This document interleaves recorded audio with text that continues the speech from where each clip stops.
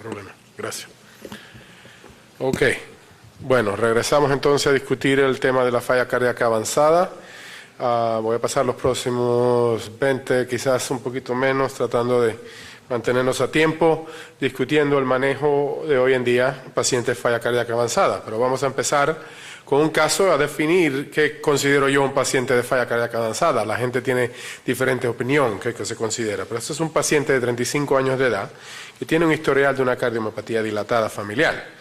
Se presenta con síntomas de falla cardíaca, disnea progresiva, está también teniendo problemas de noche con disnea y ha tenido un historial de arritmias significativas ventriculares que conlleva el uso de un cardiovertebrador y ha tenido terapias apropiadas para sus arritmias durante el diagnóstico de su cardiomiopatía. Tiene como 10 años de cardiomiopatía dilatada. El paciente tiene que ser hospitalizado porque tiene una falla cardíaca que no responde a tratamiento en la oficina, recibe diuréticos intravenosos y desarrolla disfunción renal, se ve bastante congestionado, tremenda elevación de la presión yugular venosa, tiene un soplo de insuficiencia mitral, también se nota el gran ensanchamiento del ventrículo izquierdo, tiene edema periférica masiva. Estos pacientes tienen ascitis y tienen, como le digo, lo que le consideran asarca. Entonces el eco documenta que este paciente tiene una cardiomiopatía avanzada, un ventrículo de 7 centímetros, con una fracción de eyección de 10%, tiene insuficiencia mitral severa y una hipertensión pulmonar. Y también ahora ya ha desarrollado disfunción ventricular, biventricular. El cateterismo de hemodinamia documenta presiones venosas muy altas con hipertensión pulmonar y un índice cardíaco bajo, está hipotenso y solo puede caminar 78 metros en la caminata de 6 minutos y tiene un BNP de 9000. Como les dije, por encima de 900 sería normal. Entonces vamos a definir, yo creo que eso es un caso típico de un paciente de falla cardíaca avanzada. Ya no tenemos mucho más que ofrecer, ha tenido todas las terapias que tenemos disponibles y no le está yendo muy bien. Lo consideramos la etapa D de la nueva clasificación de falla cardíaca. Vamos a discutir las opciones de trasplante y dispositivos mecánicos y vamos a discutir entonces qué factores conllevan un mejor pronóstico de pacientes que reciben dispositivos mecánicos. Entonces, como les dije, este paciente está en la etapa D. Esa etapa está caracterizada por un muy mal pronóstico. Cualquier estudio que uno mira, que ha mirado a pacientes clase 4, 3 o 4, tiene una mortalidad muy alta. Cuando uno mira la mortalidad de 30% anual, cuando uno mira un registro de práctica privada, la gente dice, los estudios no es lo mismo que los pacientes que se presentan a mi clínica. Un registro de práctica privada también sugiere alta mortalidad, de 30% en un año, y más importante, una morbilidad muy alta. Esos son los pacientes que entran y salen del hospital 3-4 veces al año con muchos síntomas. El tratamiento tradicional, como ya les dije, ya estamos en este escalón de la escalera. Utilizar inotrópicos, el dispositivo mecánico, trasplante, o considerar terapias de hospice para ayudar al paciente a morir con menos síntomas. Obviamente un paciente de 35 años de edad con una falla cardíaca avanzada no vamos a estar pensando en hospice. El paciente como tal es un paciente que no responde muy bien a medicamento oral, que tiene falla cardíaca y usualmente se define como un periodo, y el periodo arbitrario es un periodo de 60 días, que ha tenido 2 hospitalizaciones o ha necesitado inotrópicos para sacarlo del evento, o que ha necesitado diuréticos intravenosos, sea en el hospital o en la oficina.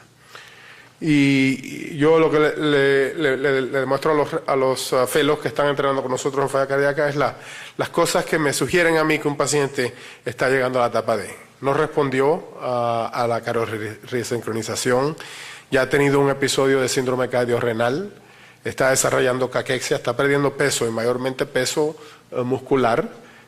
Y entonces, muy importante, hay que descontinuar los medicamentos porque está hipotenso. No puede tolerar el beta bloqueante, la angiotensina, la convertidora de la angiotensina. Entonces uno piensa, bueno, pero entonces debemos pensar, ¿verdad?, en considerar trasplante cardíaco. Estas son las indicaciones de trasplante cardíaco y efectivamente describen un paciente de etapa D con una muy pobre consumo de oxígeno cuando hace una prueba de esfuerzo, o pacientes que tienen isquemia o arritmias ventriculares que no vamos a discutir en este momento. Pero mayormente los pacientes que se benefician de trasplante cardíaco son pacientes de falla cardíaca avanzada. Muchas veces un paciente joven se presenta con una cardiopatía referido para un trasplante. No es un paciente que se va a beneficiar, obviamente por el punto de vista de mortalidad y morbilidad. El problema principal con el trasplante, todas las personas que hacen trasplante entienden que es las contraindicaciones para trasplante. La lista es una selección de la mayoría de los problemas que encontramos nosotros hoy en día para trasplantar pacientes, y específicamente comentaré en la hipertensión pulmonar, que ya el doctor comentó, conlleva un mal pronóstico, igual para pacientes de trasplante. ¿Por qué? Porque la hipertensión pulmonar, o mejor dicho, la constricción de la base venosa pulmonar está asociada con un mal pronóstico después de trasplante. Entonces no le va a resolver el problema al paciente si lo opera y le hace un trasplante después de esperar y tiene un mal pronóstico. Mucho peor le va con la sobrevivencia. Y entonces eso me lleva al otro problema, el problema principal, que hacemos alrededor de 2.000 trasplantes al año y ese número no ha cambiado y esta línea sigue igual. Si la sigue llegando a 2012, sigue igual. El número de trasplantes está en lo máximo que vamos a poder hacer. No creo que va a aumentar, ese es el número de pacientes que están esperando. En otras palabras, la sugerencia de que hay una epidemia de falla cardíaca y hay un montón de pacientes esperando por trasplante es correcta porque está muy bien comprobado.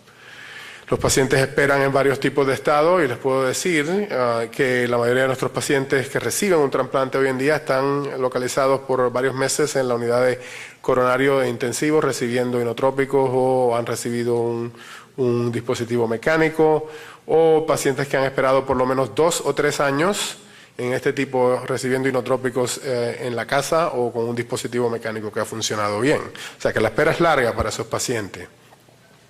Y aun cuando un paciente sobrevive a llegar al punto de recibir un trasplante, aquí les enseño la última data en cuanto a la sobrevivencia después del trasplante cardíaco. Los pacientes obviamente preguntan, ¿cuánto puedo esperar? Ahí está la información, 10 años en promedio. Hay pacientes que le va muy bien, viven muy bien. Hay pacientes que le va muy peor y tienen mucho menos sobrevivencia, pero el promedio es de 10 años. Entonces tenemos que encontrar soluciones más apropiadas porque no hay suficiente donante y tenemos una población de pacientes que está aumentando, que está muy enferma. Entonces eso introdujo el concepto de los dispositivos mecánicos, que es donde voy a pasar la mayor parte de la siguiente parte de la plática. El dispositivo mecánico se puede usar para llevar un paciente a trasplante, como ya les enseñé, esos pacientes que no le va a ir muy bien esperando por largo tiempo, que son candidatos para trasplante. Hoy en día la mayoría de los pacientes que se le pone un dispositivo mecánico son pacientes de terapia de destino. Son pacientes que no clasifican para trasplante, usualmente por su edad o alguna otra comorbilidad, que están en falla cardíaca avanzada y se pueden beneficiar de tal terapia. Este es el estudio de REMATCH, fue el primer estudio que específicamente miró cómo ayudaba un dispositivo mecánico comparado con terapia médica para esos pacientes. Y como pueden ver, como ya les he mencionado, la mortalidad de esos pacientes es altísima. Y los pacientes que reciben terapia de dispositivo mecánica tenían mejor sobrevivencia al año. Desafortunadamente, todos a los 24 meses no importa el beneficio porque es igual de malo para los dos grupos.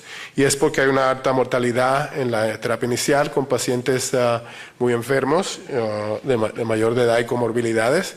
Y también porque el primer dispositivo mecánico que utilizábamos era un dispositivo que lo único que hacía predeciblemente era fallar a los 2 años. O sea que no era una terapia duradera, no había sido desarrollado para eso. Entonces hemos mejorado nuestra habilidad de evaluar al paciente para evitar operar en pacientes que le va a ir muy mal y también desarrollar dispositivos mecánicos más pequeños que son más duraderos. Como pueden ver, como les dije, la mayoría de los pacientes que se pusieron en el estudio de REMATCH eran pacientes de alta edad que no clasificaban para trasplante o que tenían una comorbilidad, usualmente hipertensión pulmonar o disfunción renal. Serían las dos causas más comunes. Desafortunadamente, parte del riesgo perioperatorio de los pacientes es el tipo de pacientes que operamos. Si uno mira la clasificación del registro de Intermax, ve que los pacientes que mayormente entraban en el registro son pacientes muy enfermos, en choque cardiogénico o ya en inotrópicos y decayendo. Pacientes que tienen alta mortalidad porque están muy enfermos. El énfasis ha sido hoy en día tratar de llevar al paciente a un estado más compensado para poder implantar el dispositivo electivamente. La mortalidad de estos pacientes, no hay una sorpresa aquí. Disfunción multisistémica después que se le pone el dispositivo, desarrollo de hemorragias severas por la anticoagulación y la magnitud de la cirugía. Falla cardíaca derecha es un problema muy significativo en pacientes con dispositivos mecánicos. Esto solo le ayuda la sobrecarga al ventrículo izquierdo y usualmente el ventrículo derecho mejora, hay veces que no, y entonces el resultado es muy pobre para el paciente. Aquí les enseño el REMATCH, el dispositivo mecánico de REMATCH. Como pueden ver, tenía válvulas y ahí eso era lo que fallaba, las válvulas, porque era un dispositivo pulsátil. Este es el nuevo dispositivo más común que se utiliza hoy en día, el que está aprobado por el FDA, que tenemos pacientes que han estado en él 6, 7 años ya. Y es un dispositivo que es de flujo continuo, que conlleva sus problemas, pero es una terapia mejor en cuanto al tamaño y la durabilidad de la bomba. Y como pueden ver, la gente pregunta, bueno, y entonces, ¿cuánto equipo tengo que cargar? El primer marcapaso era del tamaño de este podio, y hoy en día estos pacientes simplemente cargan 2 baterías, el módulo, y en lo demás es adentro. Y entonces reciben usualmente como 12 horas de carga de batería antes de que tengan que cambiar las baterías. Y este estudio publicado en el 2009 demostró la superioridad de la bomba continua, el HeartMate 2, comparado con la bomba pulsátil. Como pueden ver, no solo había menos mortalidad al principio, pero el paciente obviamente no había falla del dispositivo a largo plazo. Y en todas las áreas que se miró, una laminilla complicada, puede ver que los pacientes que recibían el de flujo continuo tenían mucho mejor resultado. Sea la infección, falla cardíaca derecha y, como pueden ver, una variedad de... Entonces eso ayudó a nuestra habilidad de determinar qué tipo de pacientes, cuál era el riesgo perioperatorio de los pacientes. Entonces la gente ha promovido varios tipos de fórmulas donde uno puede mirar varios datos de laboratorio del paciente, como la cantidad de plaquetas, la cantidad de albúmina en la orina, en el suero, y los enzimas hepáticas, calcular un factor de riesgo del paciente. Entonces ese factor de riesgo del paciente te conlleva a decidir si el paciente se va a beneficiar o no de la terapia. Entonces, el tipo de paciente que también tratamos de tratar agresivamente para mejorar esos laboratorios antes de proceder con el dispositivo mecánico. Este es el resultado hoy en día, pacientes todos incluidos. Estos son los pacientes que lo están utilizando como puente para trasplante y, como pueden ver, 85% sobrevivencia a 12 meses en varios estudios, y eso se ha demostrado. A medida que hemos tenido más experiencia, pueden ver que la mayoría de los pacientes o están todavía recibiendo, están en el dispositivo o se han sido trasplantados, y la mortalidad es como de 20% a 2 años. O sea que ha resultado muy bien la terapia. Pero no solo es una terapia de mantener al paciente vivo, estos resultados son los resultados más impresionantes de los estudios y es el resultado del cambio en la clasificación neoyorquina del corazón, pacientes que han recibido la terapia, sea para puente de trasplante o los pacientes de destino, una gran mejoría en la clasificación sostenida a medida que pasa el tiempo. Y si uno mira los otros parámetros que se ven frecuentemente en los estudios de falla cardíaca, como cómo percibe el paciente su calidad de su vida, una mejoría impresionante, cómo puede el paciente caminar a los 6 minutos y la prueba de esfuerzo, de consumo de oxígeno, también una mejoría más dramática de lo que se ha visto con cualquiera de los otros estudios que yo he estado envuelto. Esta es nuestra práctica, esto es lo que hemos implantado de estos dispositivos en los últimos 5 o 6 años. Cuando mira la práctica nacional, el último reporte como le dije, de Intermax salió en el 2011, pero se han implantado 1.800 en el último año, en el año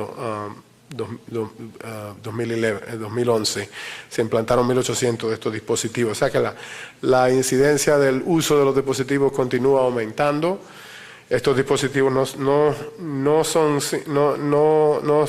estoy tratando de decir que es lo mejor del mundo, tienen complicaciones como sangrado del intestino, porque están en comadina y también porque desarrollan una coagulopatía del factor de von Willebrand que los pone a sangrar. Como les mencioné, hay pacientes que no le va muy bien con falla cardíaca derecha, vemos mucho menos de eso hoy en día, porque estamos mucho más adeptos a evaluar la hemodinamia de ese paciente. La trombosis del dispositivo es una cosa muy mala. Una vez se le da una trombosis, hay que cambiarlo. No recupera la función y obviamente una de las cosas peor que puede pasar es sangrado cerebral o una embolia cerebral por parte del dispositivo y esa incidencia 5% de pacientes. Pero claro, el trasplante cardíaco no es sin sus problemas tampoco. Tenemos problemas de infección y a medida que aumenta la edad del paciente con falla cardíaca, aumenta el riesgo de cáncer y de desarrollo de vasculopatía del corazón, que obviamente conlleva a la falla del corazón y la necesidad para retransplantar al paciente, el costo de la inmunosupresión y el fallo renal que frecuentemente ocurren con esos pacientes. Sobre todo tiene que mirar el balance de qué terapia puede ser mejor para un paciente, porque ninguna de las dos es sin complicación. Entonces tenemos un esquema, y este es el resumen de la plática. Un paciente se presenta con falla cardíaca avanzada, se trata de mejorar, no mejora el paciente, entonces se considera resincronización cardíaca si es candidato. Si es candidato y mejora, pues entonces se mantiene en observación. Si no mejora, se considera entonces a un paciente de etapa D, evaluación para trasplante, que es igual que la evaluación para terapia de destino. La única diferencia es si hay comorbilidades o el paciente no puede ser un paciente de trasplante, entonces se considera para destino. Y si no puede utilizar ninguna de estas terapias de dispositivo trasplante, entonces se considera la paliación del paciente. Y nuestro paciente que les presenté al principio, como les dije, un paciente joven de falla cardíaca avanzada, recibió un dispositivo mecánico, estaba completamente mejor a las 3 semanas, estaba haciendo ejercicio un paciente local, estaba haciendo ejercicio en el gimnasio, y fue muy famoso por el tiempo que tuvo el dispositivo, porque decían el hombre biónico con su dispositivo. La función renal mejoró, el NT-proBNP había mejorado muchísimo, y consideramos esto un punto importante de la plática, es que el mejor tratamiento para hipertensión pulmonar en un paciente que no ha estado al punto de que el ventrículo derecho ya está totalmente decompensado es el dispositivo mecánico. No hay manera de reducir la presión de esa manera que no sea con el dispositivo mecánico. Aquí está la placa de pecho y ahí pueden ver el dispositivo ya implantado. En el ecocardiograma se nota efectivamente, y hablaremos más tarde, mañana, me parece, en cuanto a cómo manejamos estos pacientes, pero pueden ver el tamaño del ventrículo mucho más pequeño comparado con antes de implantar.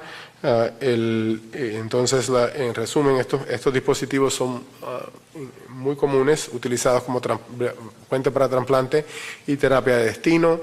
La terapia de destino sigue mejorando, los dispositivos son más pequeños, las baterías duran más y los pacientes pueden hablar con otros pacientes que han recibido el dispositivo y se sienten mucho más cómodos haciendo estas decisiones. Obviamente todavía hay barreras y específicamente pacientes con enfermedad pulmonar severa o que han tenido fallo renal o pacientes que consideramos que el ventrículo derecho ya está en un punto que no puede mejorar, no son candidatos para esta terapia. Y yo sé que el costo siempre es una cosa que se presenta cuando uno introduce una terapia nueva. Me acuerdo oír de eso mucho cuando salieron los cardioresincronadores. Es igual aquí, un poco más caro, considera $100,000 americanos para poner un dispositivo mecánico. Eso incluye la hospitalización. Pero cuando uno considera el costo del trasplante y los medicamentos, particularmente en nuestra situación, es obviamente mucho más económico. Nos está yendo mucho mejor escogiendo pacientes y poniendo a esos pacientes en un estado hemodinámico mejor antes de proceder.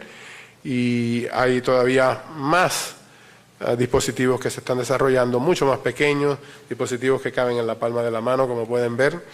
Y no me parece que esto sea una anomalía, esto me parece a mí que esta terapia de dispositivos mecánicos va a seguir aumentando a nivel mundial. Muchísimas gracias por su atención. Es muy alta, con hipertensión pulmonar y un índice cardíaco bajo, está hipotenso y solo puede caminar 78 metros en la caminata de 6 minutos y tiene un BNP de 9,000. Como les dije, por encima de 900 sería normal. Entonces vamos a definir, yo creo que eso es un caso típico de un paciente de falla cardíaca avanzada. Ya no tenemos mucho más que ofrecer, ha tenido todas las terapias que tenemos disponibles y no le está yendo muy bien. Lo consideramos la etapa D de la nueva clasificación de cardiomiopatía dilatada. El paciente tiene que ser hospitalizado porque tiene una falla cardíaca que no responde a tratamiento en la oficina, recibe diuréticos intravenosos y desarrolla disfunción renal, se ve bastante congestionado, tremenda elevación de la presión yugular venosa, tiene un soplo de insuficiencia mitral, también se nota el gran ensanchamiento del ventrículo izquierdo, tiene edema periférica masiva. Estos pacientes tienen ascitis y tienen, como le digo, lo que le consideran asarca. Entonces el eco documenta que este paciente tiene una cardiomiopatía avanzada, un ventrículo de 7 centímetros, con una fracción de eyección de 10%, tiene insuficiencia mitral severa y una hipertensión pulmonar. Y también ahora ya ha desarrollado disfunción ventricular, biventricular. El cateterismo de hemodinamia documenta presiones venosas.